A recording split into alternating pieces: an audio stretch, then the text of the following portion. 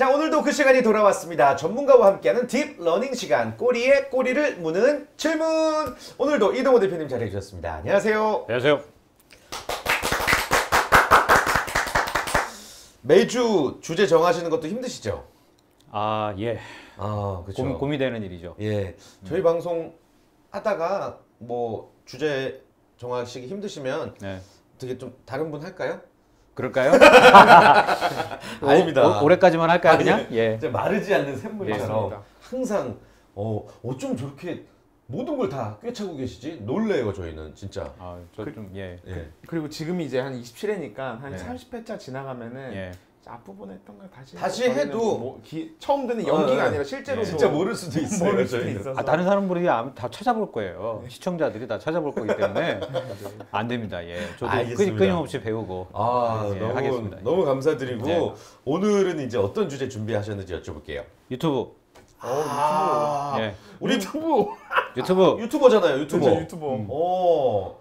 재밌겠다. 네. 본인이 가르쳐야 되는 거 아닌가, 우리를? 아닌가요? 근데 제가 좀 요즘 좀 죽을 쓰고 있어가지고. 진짜? 근데 잘 나가지 않습니다. 왜요? 왜? 어떤 문제가 있어요? 아 그러니까 조회수가 잘 안 나와요. 제 그래요? 원래 생각대로. 음. 이게 끊임없이 바뀌는데 음. 보는 사람들이 좋아하는 주제나 이런 것도 유행처럼 계속 아. 보는데 저희가 그만큼 면밀히 좀 빨리 움직이지 못하는 느낌인 것 같아요. 진짜 이 알다가도 모를 유튜브인데 아, 그렇군요. 오늘 어떤 내용을 들어볼까요? 자, 전 세계 광고 시장의 사이즈가 2천억 달러예요. 2천억 달러면 200조. 200조 좀 넘죠. 이제 사실 1,000원 환율로 했을 때 200조. 네. 그러니까 2천억 달러인데 이게 유튜브에서 유튜버들에게, 그러니까 유튜브와 유튜버, 이게 발음이 좀 헷갈리긴 한데 정확하게 할게요. 유튜버들에게 충분한 그런 어떤 광고료를 지급을 하려면 1조 달러의 매출을 해야 돼요. 그러니까 그건 무슨 말이냐면 지구에 있는 모든 광고 매출을 다 끌고 와도 안 되고 곱하기 5배를 해야 된다는 거예요. 그러게요. 그러면 지구가 5개가 있으면 이 5개의 지구의 모든 광고료를 유튜브가 다 가져가야 이 유튜버들에게 충분한 돈을 줄 수 있다는 거예요. 그럼 일단은 불가능한 거예요. 그죠? 그다음에 또 하나는 유튜브는 우리들의 시간을 소비를 하는 것, 그러니까 인간의 시간을 태워야만 돌아가는 플랫폼이잖아요. 그죠? 네. 누군가는 집중력을 잃어야 돼요. 맞습니다. 그죠? 그래야만 유튜버들이 더 돈을 많이 벌 수 있어요. 근데 문제는 인간의 시간에는 한계가 있어. 맞습니다. 그죠? 근데 유튜버는 계속 늘어나. 네. 그러니까 여기 경쟁이 치열할 수밖에 없는 거예요. 사실 그 유튜브에 대한 문제는 일단 여기로 좀 시작을 해볼 수 있겠고, 일단 좀 근본적인 문제에서부터 좀 짚어볼게요. 네. 일단 볼거리가 너무 많이 증가를 했어요. 30년 전을 생각해 보면, 30년 전은 우리 상훈 씨는 기억이 안 나겠지만, 부모님도 안 만나셨어요. 예. 아, 그런가요? 네. 그러면 뱃속에 있지도 않았네. 네, 예. 아빠 쪽에. 아, 그렇군요. 예. 엄마 쪽에도 있었지. 맞습니다. 반반 있었겠지. 맞습니다. 자, 근데 이게 30년 전에는 TV 채널이 4개밖에 없었어요. 뭐 있었죠? 7번, 9번, 11번. 11번, 13번. 그런가요?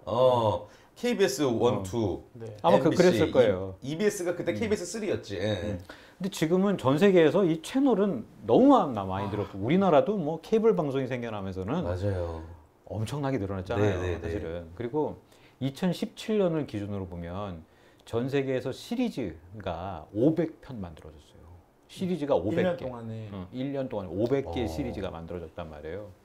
그리고 지금은 그 OTT라고 그래서 넷플릭스 같은 네네. 거, 뭐 옥수수. 왓챠도 있고 예. 뭐 많잖아요. 우리나라에 네. 더 웨이브가 있고 뭐 요즘 엄청나게 많이 생겨났기 때문에 사실은 이제는 볼거리가 너무나 많아졌다.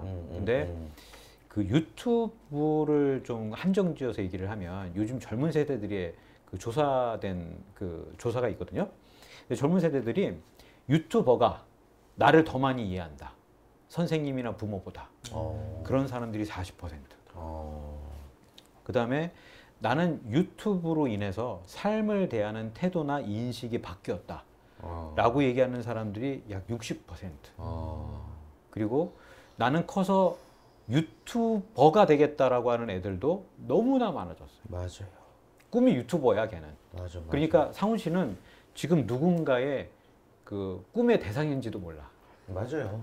그럴 수 있죠. 이제 그 친구들이 꿈꾸는 이제 유튜버는 좀 잘 나가는 유튜버. 아유 얼마나 잘 아, 나가는 잘 나가죠. 꼬리공창에 나오고 있습니다. 아 근데 진짜 그 말에 너무 공감하는 게 이런 얘기 자꾸 할수록 저는 옛날 사람 같은데 저는 어려서부터 TV를 보고 자란 세대라서 TV에 나오는 게 꿈이었고 TV에 나오면 큰 성공을 한 거라고 지금도 생각을 하고 있는데 이제는 사람들은 TV를 안 보고 TV에 나온다고 하면 오히려 시시하게 느끼고 유튜브를 하고 있다고 그러면은 깜짝 놀라는 거예요. 진짜요? 구독할게요. 진짜요? 하다못해 우리 딸도 아빠도 유튜브 채널이 있어. 봐봐. 아 거짓말하지 마. 거짓말. TV로 그렇게 날 봤으면서 거짓말하지 마. 봐봐. 이거 봐봐. 진짜네? 그래요. 이게 저는 너무 혼돈 속에 살고 있는 것 같아요 지금. 고민도 많고. 그러니까 애들이 지금 TV도 마치 유튜브처럼 생각해서 TV 보다가 가족들하고 화장실 갈 때 잠깐 정지해 나 갔다 올게 뭐 이런다고. 네, 맞아요. 유튜브처럼 포즈 해달라고. 네. 그런 경우도 있다고 하더라고요. 네. 자 그러면 연예인과 유튜버는 뭐가 달라요? 연예인과 유튜버는 뭐가 다를까요? 지금 연예인도 있고 유튜버도 있잖아. 내가부터 먼저 말할까? 네. 연예인이 좀 더 적극적이지 못한 것 같아. 시키는 일을 하고 그 무대에서만 한정돼 있는데 유튜버는 좀 더 광범위하게 활동하고 적극적인 것 같아. 유튜버는 뭐가 다를까요? 연예인하고는? 유튜버는 일단 기본적으로 만드는 것까지도 포함인 것 같아요. 컨텐츠를 이제 출연해서 연기하는 것뿐만 아니라 제작 편집까지도. 그렇군요. 제 식대로 좀 표현해 볼게요. 네. 연예인은 마치 현실에 존재하지 않는 사람처럼 여겨져요. 유니콘처럼. TV에만 나오니까, TV에서만 볼 수밖에 없으니까. 근데 유튜버들은 일단 삶에 대한 진정성이 있고, 그다음에 다양한 관점이 있고, 그리고 팬덤을 형성하고 유지하는 방법이 연예인하고는 다른 거예요. 현장에 내려와서 사람들을 만나기도 하고, 뭔가 사람들과 소통하기도 하고. 맞아요. 그러니까 연예인과 유튜버는 좀 다른 다른 측면들이 좀 있다는 생각이 좀 들어요. 자, 근데 이제 좀 더 유튜브에 대한 얘기를 좀 해보죠. 유튜브는 일단은 그 안에도 컨텐츠가 너무 많이 늘어났기 때문에 옛날에는 당신의 채널을 만드세요라고 홍보를 했어요. 근데 요즘에는 당신의 채널을 찾으세요라고 홍보를 하잖아요. 그죠? 볼 게 너무 많아졌고 유튜버들도 너무나 많고 성공한 유튜버들이 지금 엄청나게 많지 않아요? 뭐 분야별로 다 있는 것 같아요. 그죠? 네, 부동산부터 의학부터 뭐든지 다 있어. 검색만 하면. 전 세계에서 가장 유명한 그 유튜버 중에 한 명이 그 케이시 네이스텟이라는 사람이 있어요. 케이시 네이스텟. 이 사람은 원래 그 잘 나가던 영화 감독이었다가 좀 이렇게 많이 안 좋아졌어요. 상황이 많이 안 좋아졌는데, 근데 그 예전에 그 애플에 나왔던 아이팟 있죠. 아이팟 1세대. 그게 고장이 나는 거예요, 자기가 샀다가. 네네. 그래서 그거를 애플 본사 앞에서 시위를 하는 그 장면이 화제가 돼가지고 이 사람이 엄청난 팬덤을 갖게 된 거죠. 그러면서 이제 유튜브를 시작을 했는데 지금 아마 뭐 1000만 명 이상이 있을 거예요. 1000만 명 이상이. 그래서 이 사람 같은 경우는 삼성전자, 애플, 무슨 인텔, 뭐 마이크로소프트 이런 데들하고 거대한 회사들하고 이제 그 코워크를 하죠. 새로운 제품이 나왔을 때 그 제품들을 리뷰를 하고 독자들에게 알리는 역할을 하고 있는 거예요. 그래서 이 케이시 네이스텟이라고 하는 사람이 왜 예전에 뉴욕에 눈이 엄청나게 내렸을 때 그 집 트럭 뒤에다가 끈을 묶어가지고 썰매. 보드 탄 사람. 그 뉴스에 나왔잖아요. 네, 그 영상으로도 많이 돌아다니고. 전 세계의 그 해외 외신으로도 나왔거든요. 네네네. 바로 그 사람이 케이시 네이스텟이에요. 근데 이 사람 같은 경우는 엄청난 팬덤을 가지고 있죠. 근데 지금 만약에 유튜브를 시작을 하는 어떤 유튜버가 있다라고 한다면 사실은 그 구독자들을 쉽게 모으기가 이렇게 쉬운 일이 아닐 거예요. 이제 쉬운 일이 아닐 거예요. 예. 근데 또 하나 저는 꼭 그 우리나라 유튜버들에게 좀 얘기하고 싶은 게 하나 있는데 그 유튜브 레볼루션이라는 책이 있거든요. 근데 유튜브 레볼루션은 유튜브의 임원이 쓴 책이에요. 유튜버와 유튜버가 참 헷갈리네 이게. 유튜브의 임원이 쓴 책이에요. 근데 그 책에 보면 어떤 내용이 있냐면 해외에서 성공한 유튜버들은 광고주들한테 그러니까 같이 일을 하는 그런 회사들한테 돈을 안 받는다는 거예요. 왜요? 왜냐하면 유튜브 채널이 흥행을 하게 되면 구글로부터 광고료를 받잖아요. 네네. 그죠? 그러니까 뭐 삼성이든 인텔이든 그런 회사들한테 돈을 요구하지 않아도 되는 거예요. 그래서 해외에 있는 유튜버들은 돈을 요구하지 않는데요. 근데 우리나라에서는 돈을 요구하는 유튜버들이 좀 다수 있는 걸로 알거든요. 그러니까 이 부분은 시장에서 어떻게 이 정화될지는 잘 모르겠지만 사실은 해외 상황을 보면 좀 그렇다는 이야기를 좀 하고 싶고, 그다음에 또 하나는 그 새로운 채널들이 많이 생겨나기 시작했어요. 예를 들면 바이스라고 하는 회사가 있어요. 바이스. 네. 뉴스 통신사 같은 회사예요. 그러니까 유튜브에서 검색을 하면 나오거든요. 근데 바이스는 전 세계의 그 어떤 우리가 통신사라고 하면 블룸버그나 무슨 뭐 이런 AP통신이나 이런 데들을 생각할 텐데 그러면 전 세계 지사가 있고 막 그러잖아요. 근데 이 바이스는 전 세계에 촬영 기사도 있고 기자도 있고 한데 그 관계가 너무나 느슨한 거예요, 사실은. 그래서 바이스 같은 경우는 전 세계의 소식을 다 접해가지고 유튜브 채널로 그냥 쏘는 거예요. 일종의 통신사 같은 역할을 해요. 그다음에 스토리풀이라고 하는 데들도 있어요. 스토리풀 같은 데도 저널리즘 쪽에서의 그 유튜브 채널로 아주 특이하게 일을 하고 있는 데거든요. 그러니까 사실은 유튜브라고 하는 그 어떤 회사가 이제는 회사가 아니라 사람들에게는 또는 창업자들에게는 또 콘텐츠 크리에이터들에게는 마치 이게 어떤 기본적인 플랫폼처럼 역할을 하고 있는 거 아닌가라는 생각이 좀 들기도 해요.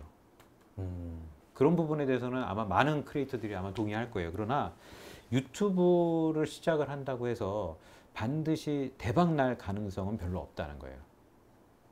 지금 현재 그 부분은 냉정하게 좀 따져봐야 하고, 왜냐하면 아까도 얘기했지만 2천억 달러의 전체 광고 시장을 구글이 다 가지고 가지는 못해요. 페이스북도 있고 다른 컨텐츠 어떤 광고 플랫폼들도 있고, 문제는 그런 그 지구를 5개를 더 만들어서 이 모든 광고를 다 유튜브가 가지고 갔을 때만 이게 가능한 부분이라는 것. 그 다음에 또 하나는 우리나라에서 유튜버들이 이 어떤 구독자 수와 그다음에 방송 컨텐츠 올리는 시간과 조회수가 다 비슷하다 하더라도 영어권을 쓰는 나라와 우리나라의 유튜버들은 그 수입료에서 큰 차이가 있다고 알고 있어요. 맞죠? 맞아요. 네. 왜 그럴까요?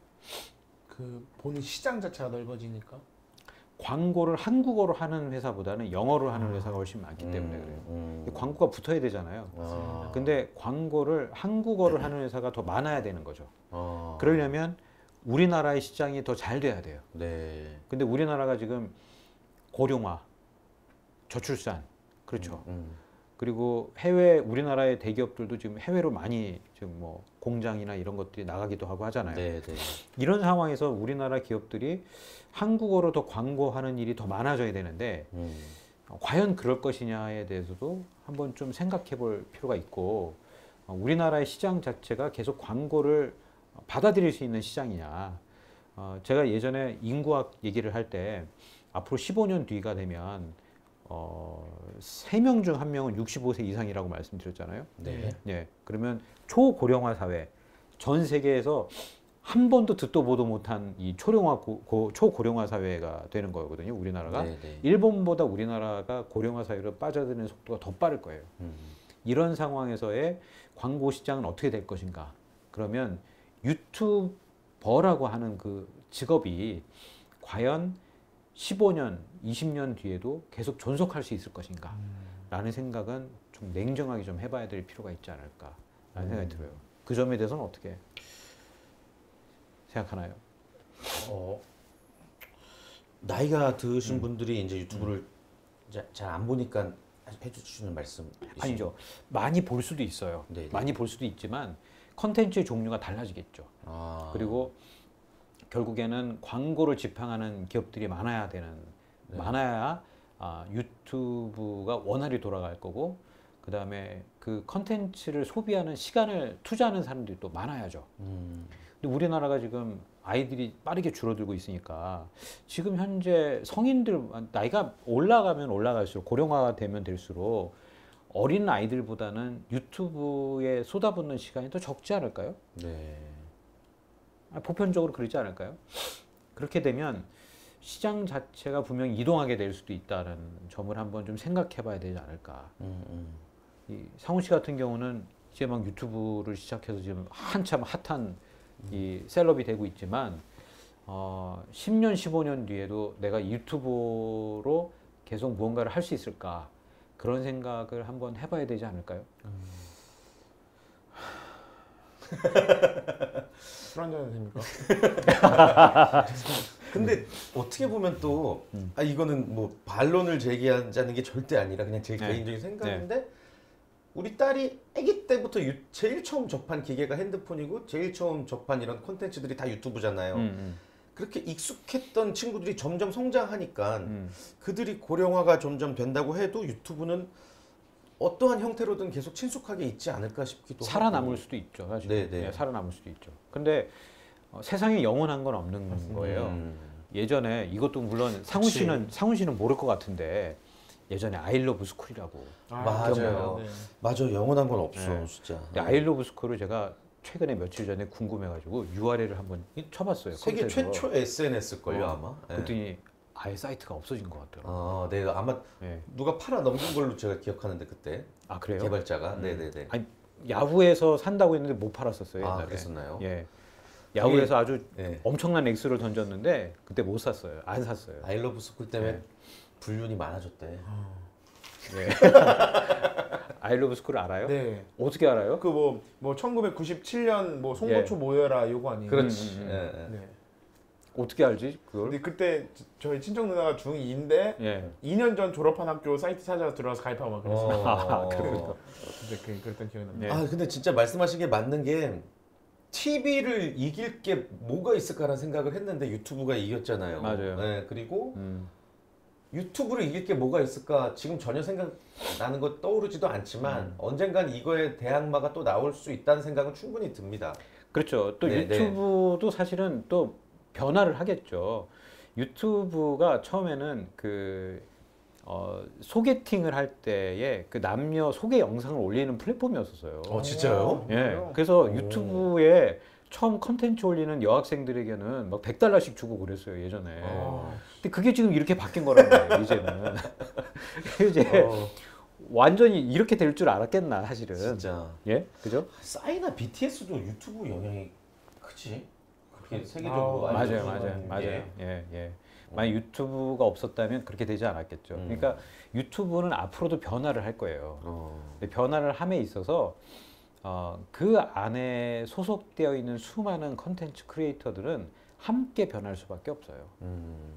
예컨대 자 우버 같은 경우는 그 캘러닉이라고 하는 그 CEO가 자 우버는 이제 자율주행차로 무조건 진행을 하겠다라고 했고 그러면 아니 그 많은 우버 운전사들은 어떻게 할 거냐 그랬더니 아니 그들은 그러면 자동차 청소하는 일을 하면 되지 않겠냐라고 그 정말 감정 섞이지 않은 그런 말을 하기도 했었거든요. 그러니까 사실은 그런 플랫폼이 변화를 하게 되면 그 안에 있었던 그 어떤 사용자들, 참여자들은 어쩔 수 없이 그 플랫폼을 따라갈 수밖에 없는 상황이 돼요.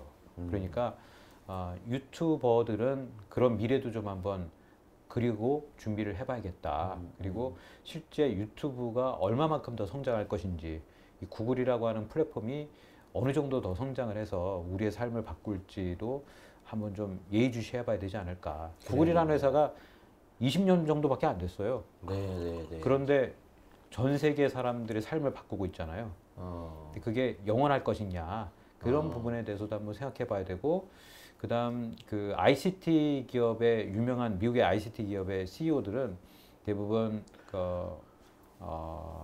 소시오패스 소시오패스. 그죠? 소시오패스인 가능성이 매우 높다라고 얘기를 해요. 그러니까 사람들에게 어려움을 공감하지 않고 자기 주장만 펼치는 소시오패스들이 많다라고 얘기를 하기 때문에 거대한 플랫폼이 어떻게 움직일지 그걸 아는 사람은 전 세계에 흔하지 않아요. 아주 적어요. 소수예요. 그러니까 그런 부분도 한번 좀 생각해봤으면 좋겠다. 네. 것까지 오늘 말씀드리고 좀 싶어요. 누가 봐도 유튜브가 대세인데 대표님은 이제 보다 더 먼 미래를 우리는 준비하고 대비해야 된다. 라고 그쵸. 말씀하시는 거죠. 만약에 지금 유튜버 활동을 하면서 괜찮은 수익을 얻고 있다라고 했을 때 그 수익이 계속 영원할 것이냐에 대해서는 한번 고민해 봐야 되고 그리고 성공하는 유튜버보다는 성공하지 못한 유튜버가 훨씬 더 많을 거고 그리고 만약에 나는 커서 유튜버가 되고 싶다라고 하는 어린 학생들이 분명히 있을 거예요. 네네. 그러면 10년, 15년 뒤에도 사실은 유튜브가 존재할 거냐? 그 부분에 대해서는 한번 우리가 냉정하게 생각도 해봐야 된다는 그런 생각도 좀 듭니다. 네. 나는 좀 미래에 대한 고민이 점점 커지는데 어땠어요? 저도 이제 사실 안에 있으면은 지금 제 눈앞에 있는 사람, 잘하고 있는 사람, 1등하고 있는 사람, 그 사람들을 쫓아가느라 바빠갖고 이런 이제 좀 약간 한 발짝 떨어진 시선으로 바라보기 되게 힘든데 좀 등골이 오싹해졌습니다. 정말 긴장하라고 드린 말씀은 아니에요. 네. 이런 것도 우리가 생각할 줄 알아야 된다라는 맞습니다. 측면에서 말씀 좀 드린 겁니다. 네. 아무튼 뭐 유튜브를 하고 있는 뭐 현직 유튜버 입장에서는 뭐 더 열심히 할 수 있는 계기가 되기를 바라고. 나는 어떡하냐. TV 쪽도 이제 아닌 것 같고 유튜브도 이제 안 된다고 하면 어떡하냐 나는. 게다가 우리 나이도 들잖아 이제. 어떡하냐 진짜. 평생 이렇게 고민하는 게 인생인 것 같습니다. 맞습니다. 예, 그 속에서 현명한 방법을 항상 저희와 함께 찾아가시길 바랄게요. 오늘도 대표님 진짜 재밌었습니다. 고맙습니다. 네, 고맙습니다. 감사합니다. 꼬리공탕은 다음 주에 더욱더 핫하고 혹한 내용 들고 찾아오겠습니다. 여러분 고맙습니다. 고맙습니다.